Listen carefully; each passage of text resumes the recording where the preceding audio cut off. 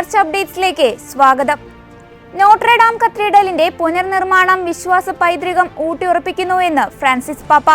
അതിരൂപതയുടെ arch bishop monsignor Laurent ഉൾറിച്ചിന് അയച്ച സന്ദേശത്തിലാണ് Francis പാപ്പ ആശംസകളും പ്രാർത്ഥനകളും അറിയിച്ചത്. പുനരുദ്ധാരണത്തിന് വിവിധ രീതിയിൽ സഹായിക്കുകയും സഹകരിക്കുകയും ചെയ്തവരെ പാപ്പ കൃതജ്ഞതയോടെ ഓർക്കുകയും അവരുടെ അക്ഷീണ പരിശ്രമങ്ങളെ പ്രശംസിക്കുകയും ചെയ്തു.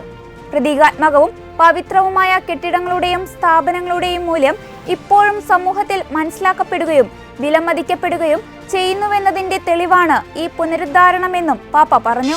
AD 300 മുതൽ 800 വരെയുള്ള കാലഘട്ടത്തിനിടയിൽ നിർമ്മിക്കപ്പെട്ട 10 കൽപ്പനകൾ ആലേഖനം ചെയ്ത ലോകത്തിലെ ഏറ്റവും പഴക്കമുള്ള ശിലാഫലകം ഈ മാസം ന്യൂയോർക്കിൽ വെച്ച് ലേലം ചെയ്യുമെന്ന് സോത്ബി ലേല സ്ഥാപനം അറിയിച്ചു. പാലിയോ ഹീബ്രു ലിപിയിൽ കൽപ്പനകൾ ആലേഖനം ചെയ്ത 52 കിലോഗ്രാം തൂക്കം വരുന്ന മാർബിൾ സ്ലാബാണ് ഡിസംബർ 18-ന് ലേലം ചെയ്യുന്നത്. 1913 ഇസ്രായേലിന്റെ തെക്കൻ തീരത്ത് റെയിൽവേ പാതയുടെ നിർമ്മാണത്തിനിടെ കണ്ടെത്തിയ ഈ സ്ലാബ് ചരിത്രപരമായി പ്രാധാന്യമുള്ള ഒരു പുരാവസ്തുവായി ആദ്യം അംഗീകരിക്കപ്പെട്ടിരുന്നില്ല. ഈ വർഷം ഹെയ്തിയിൽ മരിച്ചവരുടെ എണ്ണം 5000 എത്തി നിൽക്കുമ്പോൾ അക്രമങ്ങൾ അവസാനിപ്പിക്കണമെന്ന് ആഹ്വാനം ചെയ്ത് ഹെയ്തിയിലെ ബിഷപ്പുമാർ. ഹെയ്തിയിലെ UN മനുഷ്യാവകാശ കമ്മീഷണർ വോൾക്കർ ടർക്ക് പറയുന്നതനുസരിച്ച് കഴിഞ്ഞ വാരാന്ത്യത്തിൽ മാത്രം 200-ലധികം പേർ പോർട്ട് ഓ പ്രിൻസിൽ കൊല്ലപ്പെട്ടു. സിറ്റി സോലയിൽ ജില്ലയിലെ ഗുണ്ടാ നേതാവിന്റെ ഉത്തരമനുസരിച്ച് നടത്തിയ അക്രമ പ്രവർത്തനങ്ങളിലാണ് ഈ കൂട്ടക്കൊലപാതകങ്ങൾ നടന്നത്. അക്രമത്തിന് ആക്കം കൂട്ടുന്ന ആയുധ കച്ചവടം അവസാനിപ്പിക്കാൻ പ്രാദേശിക അധികാരികളോടും അന്താരാഷ്ട്ര സമൂഹത്തോടും ബിഷപ്പുമാർ കത്തിലൂടെ ആവശ്യപ്പെട്ടു. ലൂർദിലെ 71ാമത് അത്ഭുതത്തിന് അംഗീകാരം നൽകി കത്തോലിക്ക സഭ.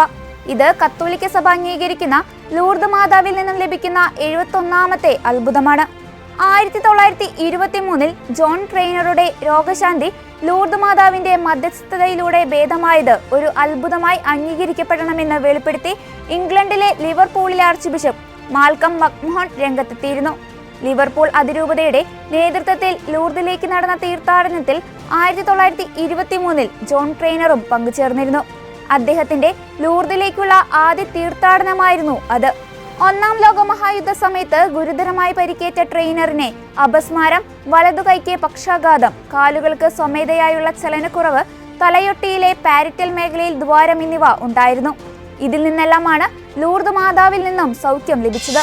ദൈവശാസ്ത്ര പഠനം എല്ലാവർക്കും പ്രാപ്യമായിരിക്കണമെന്നും പ്രായവ്യത്യാസമില്ലാതെ എല്ലാവരുടെയും വിശ്വാസം ആഴത്തിൽ ഊട്ടിയുറപ്പിക്കുവാനും ദൈവശാസ്ത്ര പഠന കേന്ദ്രങ്ങൾ സൗകര്യങ്ങൾ ഒരുക്കണമെന്നും ഫ്രാൻസിസ് പാപ്പ. സംസ്കാര വിദ്യാഭ്യാസ പ്രവർത്തനങ്ങൾക്കായുള്ള വത്തിക്കാൻ ഡിക്കാസ്റ്ററിയുടെ ആഭിമുഖ്യത്തിൽ ദൈവശാസ്ത്ര പഠനങ്ങളുടെ ഭാവിയെക്കുറിച്ചുള്ള അന്താരാഷ്ട്ര സമ്മേളനത്തിൽ സംബന്ധിച്ചവർക്ക് സന്ദേശം നൽകുകയായിരുന്നു ഫ്രാൻസിസ് പാപ്പ. കഴിഞ്ഞ ദിവസമാണ് പാപ്പയുമായുള്ള കൂടിക്കാഴ്ച വത്തിക്കാനിൽ നടന്നത്. ഇതോടെ ചർച്ച അപ്ഡേറ്റ്സ് പൂർണ്ണമാകുന്നു. നന്ദി.